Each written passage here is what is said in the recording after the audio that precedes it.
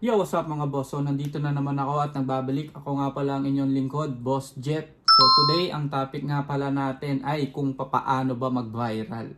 So, ituturo ko sa inyo yung based on my experience kung paano ako nakapag-viral ng mga videos ko sa Facebook. So, katulad nito.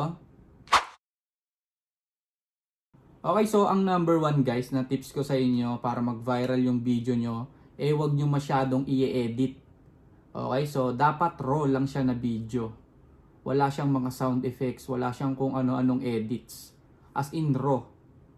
Okay, so yun yung mga based on my experience sa mga nag-million views ko na video, wala siyang edit at wala siyang mga wala siyang mga background music. So ganun, dapat raw lang, walang over edit kasi yung iba nauumay sila kapag masyadong maraming sound effects, masyadong maraming nangyayari sa video. So naguguluhan sila. Hindi katulad ng raw, so nakapokus sila sa kung anong mangyayari sa video mo. Okay, so number 2, ano nga ba ang number 2 na tips ko para sa inyo, no? So ang number 2 ko na tips, kailangan magkamali kayo ng intentional. Okay, yung as in sinasadya yung pagkakamali na mapapansin ng viewers. So ano bang mangyayari kapag may napansin silang mali sa video nyo? So mag-comment sila and then babalikan nila yung scene kung saan ka nagkamali. So yun, nagkakaroon ka ng engagement kasi binabalikan nila yung scene tapos nagko-comment sila na mali kang ganito, may mali ka, may mali, may mali.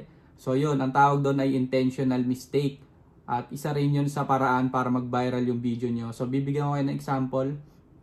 Kung napanood nyo yung babae na nagluto ng tinola, tapos ang nilagay niya sa tinola niya ay patatas. So intentional yun. Pero dahil doon nag-viral yung video niya. So ganun lang din. Bigyan nyo na lang ng ibang atake kung paano nyo gagawin yung intentional na pagkakamali. Na maliit lang na bagay na mapapansin ng viewers, magko-comment sila, babalikan nila yung scene. So yun yung tips ko na pangalawa, okay? Okay, so ang pangatlong tips ko naman para sa inyo, para mabilis mag-viral ang video nyo, ay kailangan meron kayong kasabwat o kakuntsaba sa kung ano mang gusto nyong trip.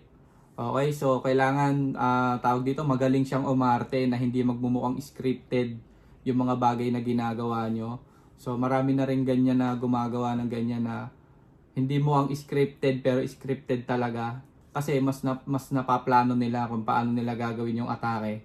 Kaya ang tips ko sa inyo, maghanap kayo ng magaling umarte na pwede nyo kasabwatin at yon baka doon kayo magkaroon ng mga viral na videos.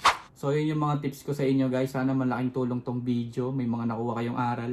Kung may mga katanungan man kayo na kaya kong sagutin, mag-comment lang kayo sa ibaba. Palike, comment, and subscribe nga pala ako guys sa channel ko para sa mga tutorial na ganito. Yun lang guys, maraming salamat and peace.